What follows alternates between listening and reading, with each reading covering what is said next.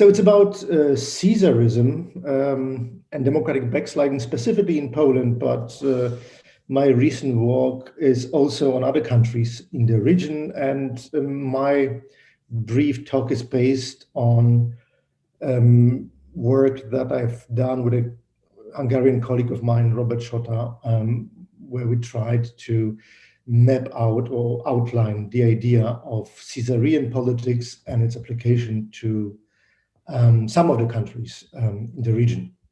So we basically tried to use this term or the concept of Caesarism or Caesarianism to depict the developments in some of the countries, specifically Poland and Hungary, but I will concentrate in my talk mainly on Poland to illustrate some of the developments. And to some extent, it's, I wouldn't say it overlaps with what Attila said, but there are some similarities, specifically the idea of having different elements of both democracy and authoritarian regimes somehow combined, or as Attila said, fused in the regime that we call a Caesarean regime or Caesarean politics. So the idea of Caesarism is that it's a specific type of a political regime that has a very strong executive rule. It's actually executive orientated, but it's additionally legitimized through plebiscitary success and charismatic leadership. So we have different elements that go hand in hand with the weakening of the parliaments, where we have some democratic aspects, specifically plebiscitary aspects, rather than what we might call strong democracy between elections, because democracy between elections is weakened or even abolished, as some might argue. And at the same time, we have a specific non-toleration of autonomous powers within the government, and of course, failure to attract or suffer independent political minds, which is a quotation from Gerhard Caspar that was trying to use the approach by Max Weber to what Caesarean politics might be. We argue in our work that Caesarean politics or Caesarism is based on three elements or three pillars, if you like, which is patronal politics, party-state capture, and exclusionary identity politics. And we analyze these three pillars separately, but also in combination to each other. So why are we using this term, Caesarism? In a sense, because it goes back to the 19th century Bonapartism or Caesarean politics in France, also in many other countries, and because also early in the research on democratic transformation in the 1950s, there are some ideas that democracies might not be, democracies at large might not be stable,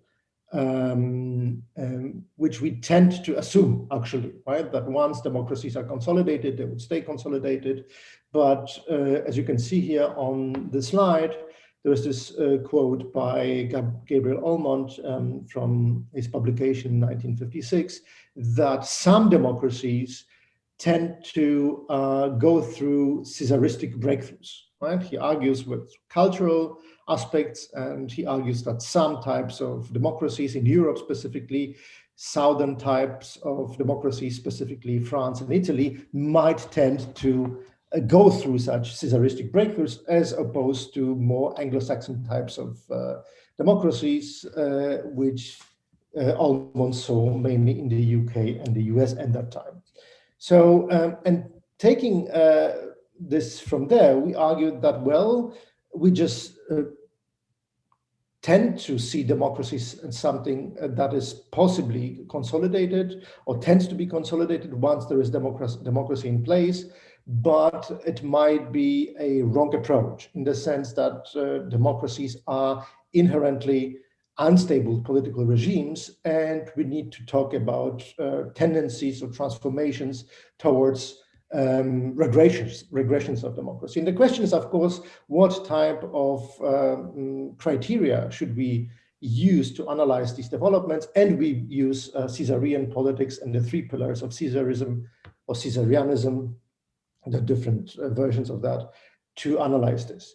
So starting with the first pillar of what we call Caesarian politics, the patronal politics, we borrow the concept of patron-client networks from Henry Hale, who did research on Russia, not only on Russia, but specifically on Russia, where he developed the very concept of patronal politics with regard to Eurasian regimes, but his analysis was, among others, focused on Russia. And he argued that in Russia, in Ukraine, and some other post-Soviet countries, we have below the formal structures of governance, that is parliaments and governments, and of course institutions that are anchored in oftentimes in constitutions, that we have informal understandings.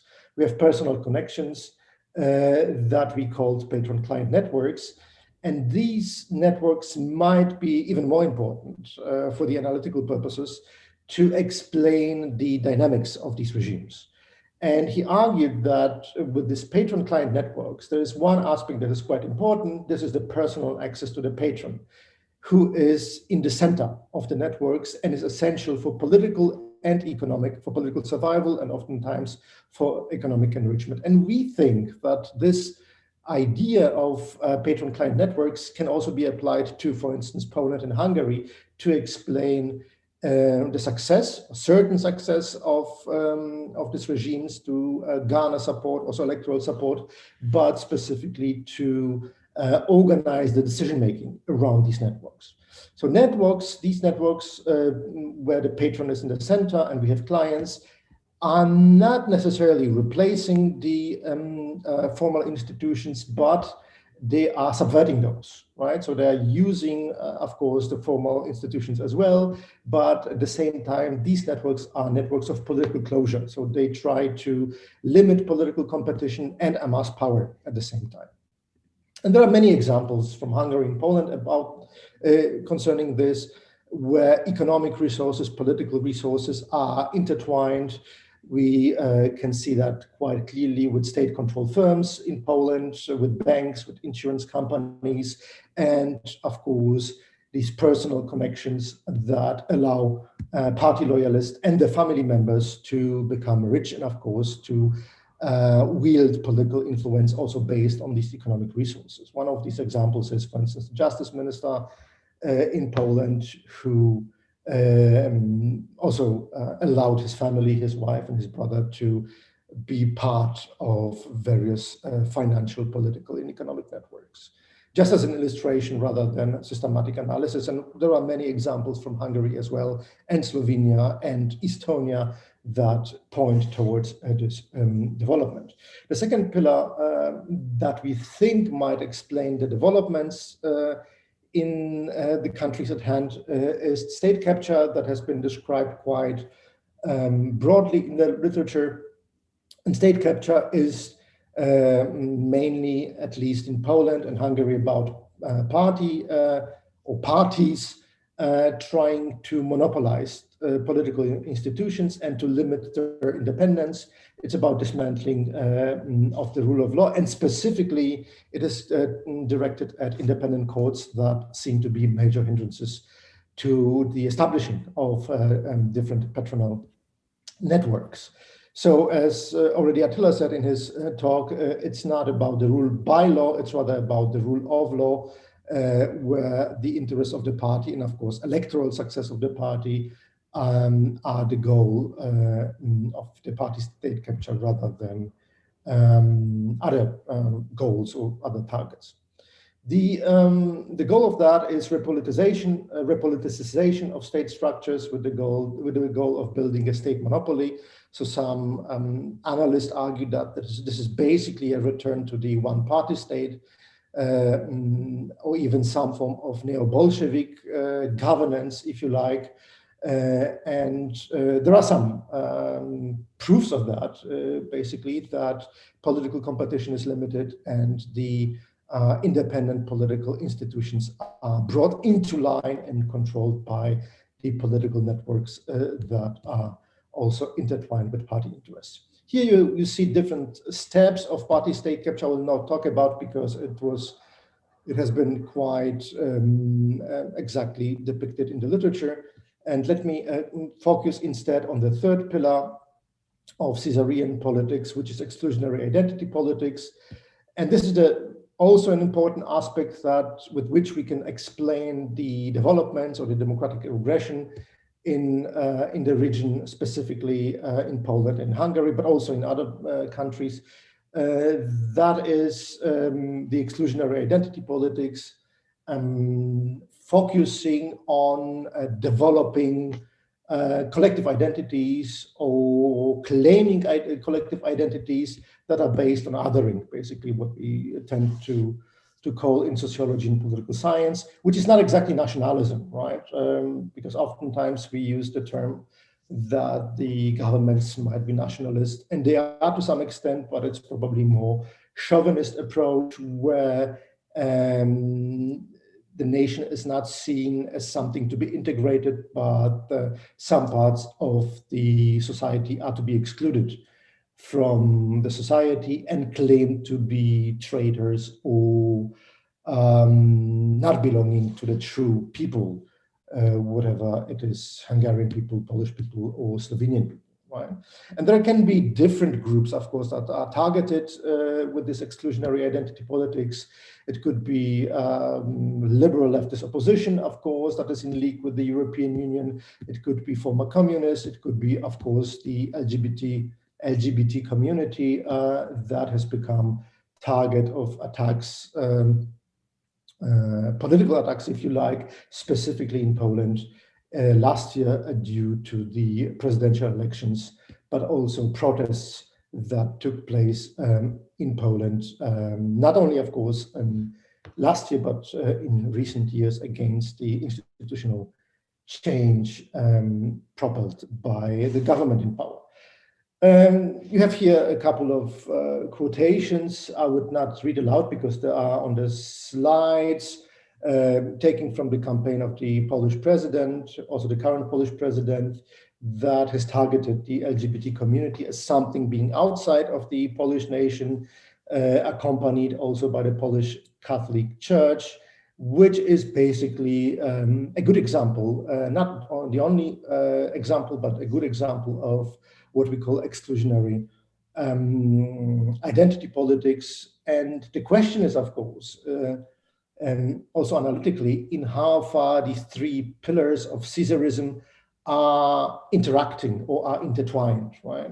So we have the first pillar, which is the patronal politics or patronal politics that are in place. We have state capture and we have exclusionary identity politics that form a triad, we argue, in our article published a year ago, that can explain the changes. It doesn't explain the very question whether it's the system or the regime that we are dealing with is democratic or authoritarian.